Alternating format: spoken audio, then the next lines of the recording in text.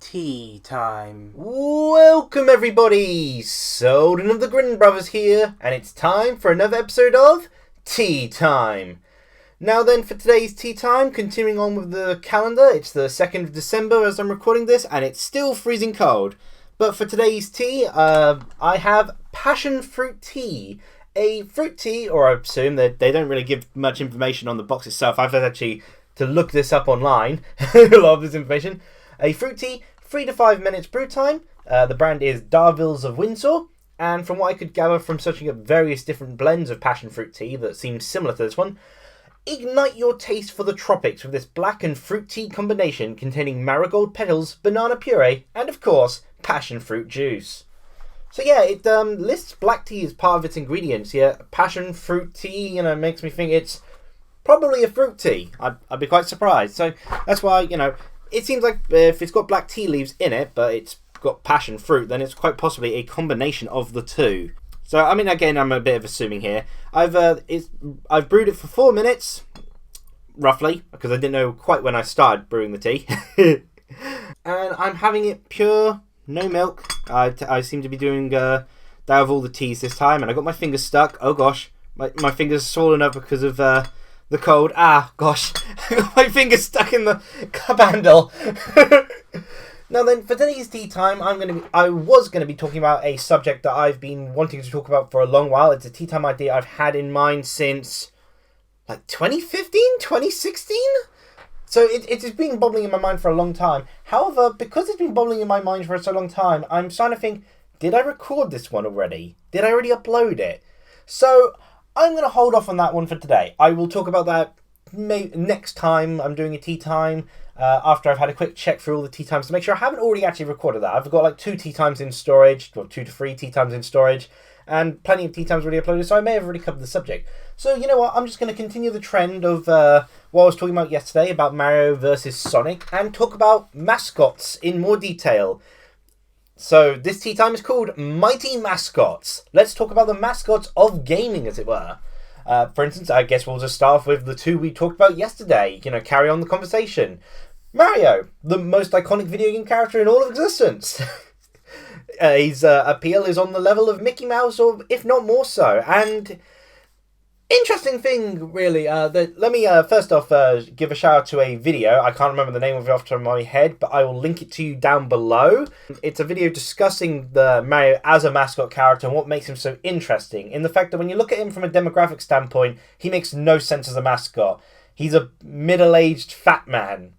That's the mascot character they went with to shout out video games. It makes no sense. It doesn't seem like he appeals to anyone he should be, and yet he does. He appeals to so many people. In a sense, he's probably one of the most family sort of friendly of all the sort of mascot characters. He appeals, weirdly enough, just by every demographic by not appealing to really any demographic, unless I guess maybe he appeals to plumbers, Italian Americans.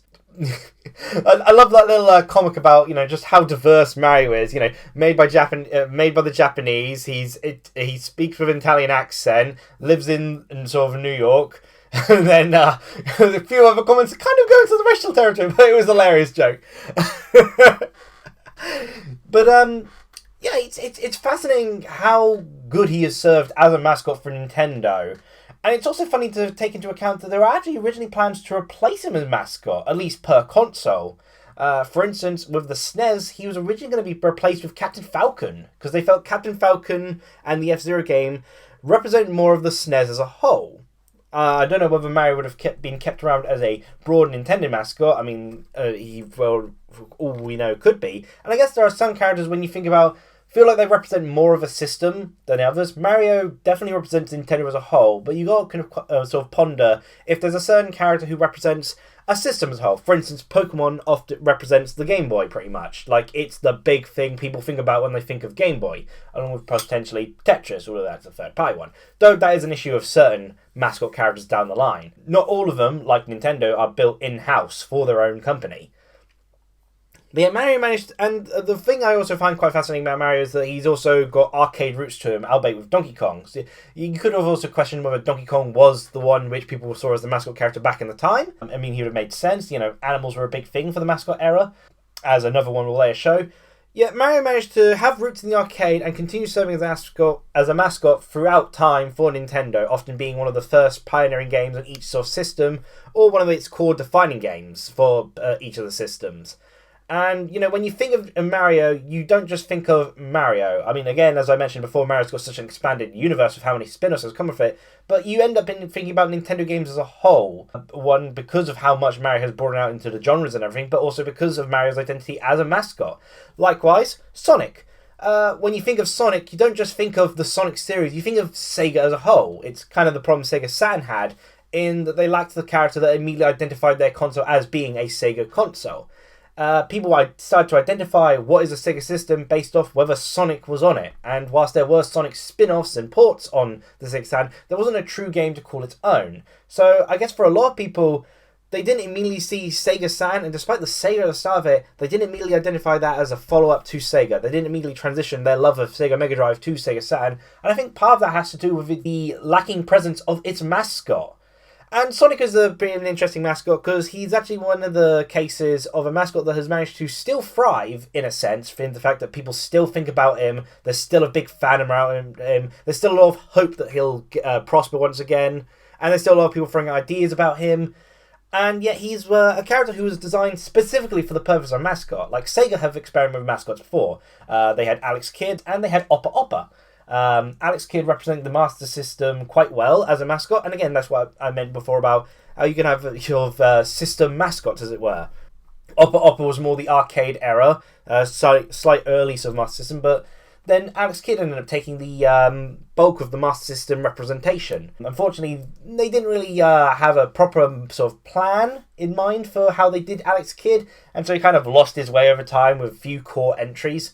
But for instance, in the UK in particular, Alex Kidd is a very recognisable character and much beloved one because of how big the Sega Master System was for a lot of people, and the fact that the sort of first Alex Kidd game was built into the Sega Master System with later models of it. And it was a lot of people's first console gaming experiences in the UK. So Alex Kidd is truly iconic. Yeah, it's Sonic who ended up sort of taking on the iconic role, clearly designed for a mascot, clearly designed with a team's focus in mind, and, clearly defined by what was cool at the time. And in an odd sense, what was cool about him has aged into some aspects, but in other aspects has kind of allowed him both a charm to how cool he is, but hasn't aged him as nearly as badly as some of the other characters who will later go on to try to do the cool aspect. He's not too rigidly set into the 90s. His laid-back attitude kind of works well even into the modern era. I mean, there are certain little aspects that, they've changed up here and there over the years, but his core concept of a cool character has remained, in my opinion, cool. And they also did a lot of good things to help Sonic represent a mascot. He's Sega Blue, for instance. Sega's colour is blue. Sonic is blue. The blast processing was a big thing about the Mega Drive, how it was a lot faster of a machine and could scroll much quicker than Nintendo machines. So they had Sonic's speed as a core element. And so Sonic works well as a mascot in terms of specifically the Mega Drive as well, in being able to showcase the Mega Drive's potential. And later games of Sonic, such as Sonic Adventures, showed a lot of the capabilities of the Sega Dreamcast in how much more expansive it was. The utilisation of the characters, the open world, again, how quick it could run everything, and its polygons and all that. So Sonic served as a pretty good mascot, and whilst it's a bit of an anchor to Sega today, because they're so focused on bringing out new Sonic games, despite how Sega has a huge catalogue of IPs, and the original core Sonic team itself got tired of making Sonic games over and over again, it's still an easily identifiable character and works really well in my idea of a mascot. For me, mascots are pretty important in terms of gaming because it's often how I identify a company before the company's name themselves. And not just for video games. I will remember a product first and foremost for its mascot. And it's also what I often get attached to. Even if I don't have an appeal to the mascot itself or experience of the mascot, it's what I end up thinking about. Again, maybe it goes back to the childhood things of, this character can be that character. It's more interesting, this giant corporation can be the other giant corporation. At that point, you're just imagining a bunch of people in suits whacking each other with briefcases. But it's far more interesting to imagine Mario and Sonic going at it, So it's also why I feel that I never really got too attached to the Sony brand, despite having so many fond memories of the PlayStation. And over the years, my ability to resonate with the Sony brand, I mean, of course, there are more recent woes that have meant that I'm less attached to them due to criticising them so much. But at the same time, I feel that it's because of the lack of a clear, identifiable mascot that I've yet to be able to truly associate with them and truly be able to keep them within my memory. Of course, the PlayStation had crashed, but he was a bit of an unofficial mascot, as a lot of the mascots for the consoles ended up being more on the lines of unofficial that people weren't aware of. And a lot of the characters that people identified with Sony, as evident from PlayStation All-Stars Battle Royale later on, weren't really Sony. The PS2 had a pretty good start, with Ratchet & Clank, Sly Raccoon, and Jak and Daxter all being pretty identifiable.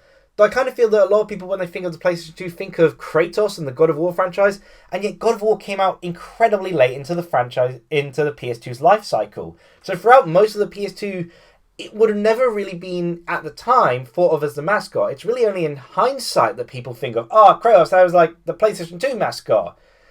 Which, it's kind of a funny thing when you think about, in hindsight, who do you think the mascot was? But a lot of the characters who are kind of mascot characters get introduced pretty later on into the system's lifetime. For instance, Rayman feels like he was designed to be a Jaguar mascot. He was, a platformer exclusive to the Jaguar, and again, a lot of the mascot characters were platformer characters themselves. It was the big thing in the 90s sort of thing. And yet Rayman came out pretty much at the end of the Jaguar's life cycle. Likewise, the 3DO, the character that a lot of people associate as a mascot and what the magazines were calling a mascot, was Gex. Yet Gex's game came out pretty late in the 3DO and was very shortly introduced onto the PlayStation and Sega Saturn, despite how it was Gex that people thought, he's the mascot. And he only had one game at that. Likewise, other cases, magazines ended up influencing what people thought of as a system's mascot quite a bit themselves as well. For instance, Zool. Whilst there were rumours of Zool being considered to be in the role of a Amiga system mascot, the Commodore never liked the idea of having a mascot themselves. It seemed kiddish, a very console mindset sort of thing, and they were a computer company first and foremost, rather than a console company. But when they were making stuff like the CD-TV, and later the CD32, where they embraced the idea of a console of the CD32, there was rumours that they wanted Zool to be the Pac-Man title. They wanted to kind of embrace the idea that a lot of magazines were saying of like, move over Sonic, we got a new star here. Amiga's own cool platforming mascot character. So there was a lot of people thinking that, and chiming in time with that sort of idea, as well as the idea of making Zool 2, the sequel to the popular Zool game, as the CD32 sort of Pac-Man title at launch, really got resonated the idea of they wanted to kind of, if not completely, but kind of keep that idea that people sort of built up of Zool being the mascot for the CD32 and, in a sense, Commodore. Of course, that never panned out because Gremlin, I believe, made Zool, Gremlin Graphics, were honest and said, we won't get Zool 2 done in time for the Amiga CD32 launch.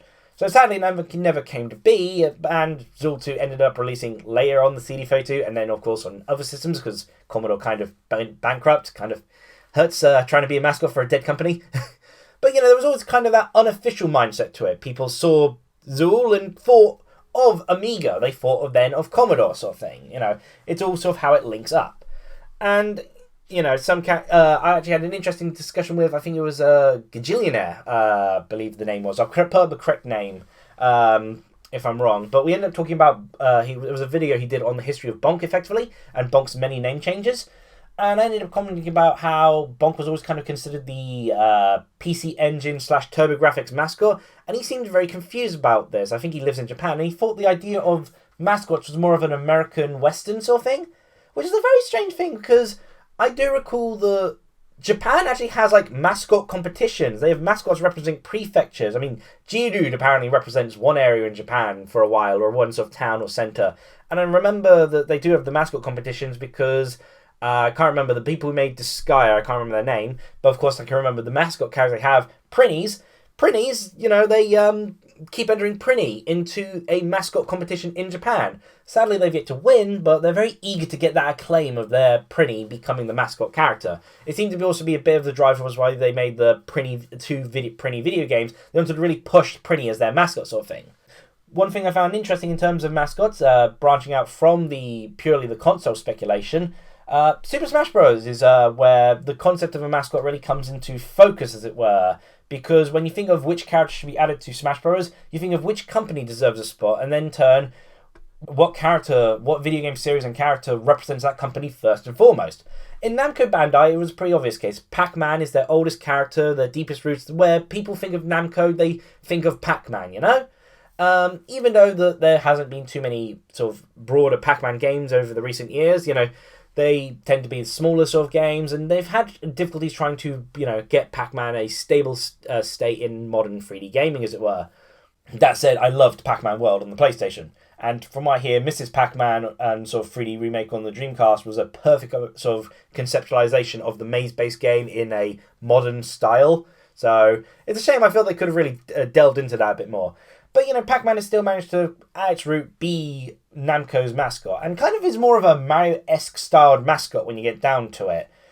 At the same time, though, in later years, they did try to make him more Sonic X with Pac-Man The Ghastly Adventures. Made him younger, made him more heroic teen sort of thing, rather than the everyman sort of, adult everyman sort of thing. But that didn't pan out. But of course, so when Namco Bandai was to have a representative in Super Smash Bros., Pac-Man to me just made the most sense. It would be weird if they had anyone else. There were suggestions, but maybe Cosmos because of the connection between them and Monolith sort of. Maybe a Tekken character because that's a big thing they're known for, but And Capcom, for instance. Capcom's a very interesting case because they went with Mega Man. Everyone kind of associates, Mega Man as the Capcom mascot, but when you think about it, whilst he did have lots of earlier titles, Capcom never really treats Mega Man as a mascot. If anything, like for instance, take Marvel vs. Capcom. At the forefront of their sort of character roster, it is never Mega Man. Even when Mega Man is included, he is never front and center. Who is front and center? Ryu. What's the series that they've kept going even in hard times? Street Fighter. It is always Ryu they push first. So, although Mega Man ended up being added into Smash Bros. Again because he was the more requested character, into my eyes, if you think about how they probably internally perceive it, it always feels more like Ryu and the Street Fighter series is what is more Capcom than Mega Man itself.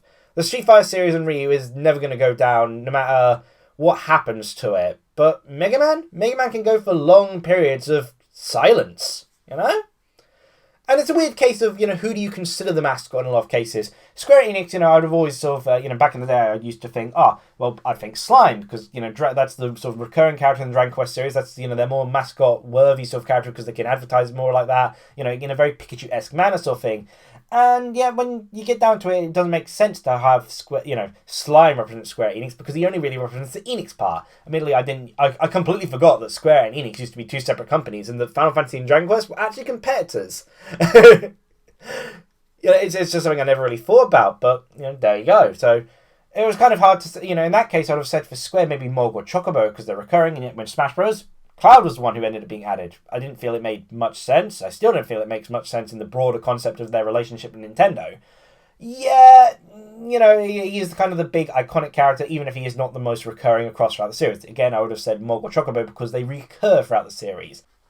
And, characters' appearances and how they sort of appear throughout various games, that also makes me think of sort of my own perception as who I end up identifying as a mascot character and whether the company themselves believe it or not. For instance, if you ask me to think of an SNK character, the first one I would think of is Athena. Because of Athena, Athena to me represents more of a mascot character for SNK as a whole, because she has roots back in the arcade era, the sort of the Psycho Soldier games on like the NES and such, and then later on, she's a recurring character in the King of Fighters series. So she ends up representing the most sort of branches of SNK to me.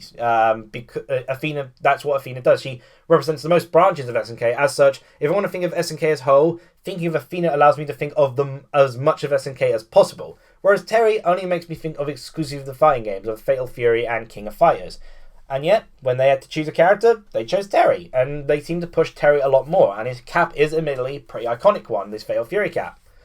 So, yeah, and heck, they even made sure to push Tev, sort of main star, into an all-females fighting game by gender swapping him. So, clearly, in terms of SNK, if they were to pick a mascot character, they do think more so of Terry first and foremost. I mean, some people have suggested other characters that they may have considered mascot-worthy. The people talking about, SNK was getting a character in Smash Bros., who would they add, sort of thing. They didn't tend to immediately center in on Terry. They actually did have a discussion of other characters that they were considered, whereas a lot of other cases, they'd kind of dismiss anyone aside from the character they thought was most, mascot-like, as it were. But again, in my perception, I always thought Athena when I think of SNK. But I guess SNK probably thinks, when they think of themselves, think of Terry first and foremost. Maybe some companies don't even think of mascots as themselves and think of them as individual entities sort of thing. But when you have to choose one character of your entire staple to represent yourself in a game, who are you going to choose? That's kind of where I feel that the mascot part comes in. Other little details about mascot. not many people remember the name Accolades. They do, however, remember the name Bubsy. They remember Bubsy. As annoying as Bubsy can be, Bubsy has stuck in people's minds. And yet you wouldn't really remember Accolade too much. The name doesn't really resonate with a lot of people. It doesn't really trigger any particular memories. But you mention Bubsy, and it triggers the memory of Bubsy, and then that has a potential, it was made by Accolade, and that in turn has a chance to actually trigger people, oh yeah, I played this game by Accolade, or that game by Accolade. Accolade's a pretty small company, and yet they're remembered because of Bubsy. The mascot has made them stick around. And I guess there's one other important mascot to talk about, which is Master Chief, and the case of the mascot situation with Xbox. And I find Master Chief quite a fascinating one, because he wasn't set out to be the mascot. Originally, they actually seemed to be making Blinks for the role of mascot character. And I love Blinks. I love Blinks to bit. But yeah, I do feel Master Chief works out better, because it definitely is more distinct from the other mascots. It represents an FPS, which is ties in more to Microsoft as a whole, and heck, he's even got the green that has continued on to be an Xbox colour. There are interesting ways that they've gone about with the character, and there's little difficulties they've had with the character on the basis that he's kind of supposed to be representing the player and yet be a distinct character in of itself. But I think, the whole idea of keeping him as a representative of the player by never taking off his helmet has allowed him to retain a cool, distinct design that has allowed him to serve, again, even better as the role of Xbox's mascot. And I think there was one other I was going to mention in the role. Oh, yes. A couple of quick things. One, of course, there's the interesting case of Pokemon, where they had to actually have the conversation about who should be a mascot. Originally, Clefairy was going to be the mascot, but they went with Pikachu because they felt it had the better appeal for both boys and girls. In my opinion, they should have gone with Farfetch. Farfetch, I've actually had a previous tea time conversing about how Farfetch would have made the most sense. But hey-ho! And the other one I quickly want to mention, just going back to Sony quickly, is they do actually have a mascot, but it's for some reason Japan only. Again, why I thought with my conversation before, it seems mascot's more of a Japan thing, if anything, because they have a Japan exclusive mascot in Sony. I mean, originally they also had the plans for Polygon Head to be the mascot, but apparently the creator of the PlayStation or head of Sony at the time went insane upon seeing Polygon Head. Not sure if that's true or not. That's apparently the rumor, but yeah. At least Polygon Head got to return in PlayStation All-Stars. That's just about everything to say. I probably left this tea a bit too long, because, gosh, this room is so cold that it's making the tea go cold quick. So let's try out this passion fruit tea.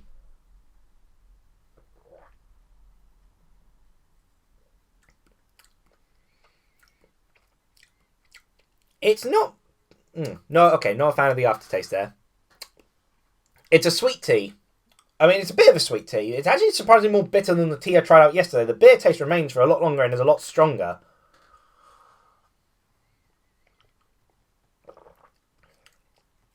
Has a nice sort of stroke of flavour. Very thin stroke of flavour going through from the tip of the tongue, straight through the centre.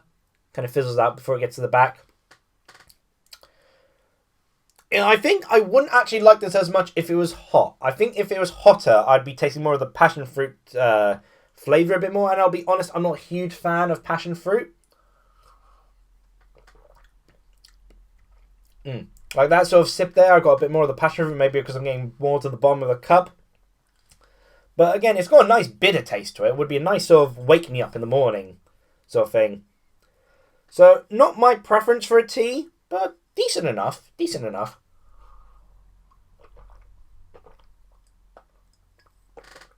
In any case, that was my discussion on mascots in video gaming. I love mascots in video gaming, and, both in terms of the company as a whole and the characters. Again, Kirby was effectively designed as a HAL Laboratory mascot, and they made him simple on purpose so kids could draw him, sort of thing. And, I absolutely love mascots. I love being able to identify a company via their mascots, and I love to imagine, again, the whole childish factor of, my mascot can be your mascot. It's still a lot of fun. So, what are your thoughts on video gaming mascots? Do you have a preference for any of them? Is there anyone that you think of that mascot character and you think immediately of that company? Is there a character who isn't identified as a mascot for a company or system, and yet when you think of that character, you think of that company, you think of that system, and you think of all their various games? Feel free to tell me your thoughts below, and I hope you enjoyed this tea time. Cheerio!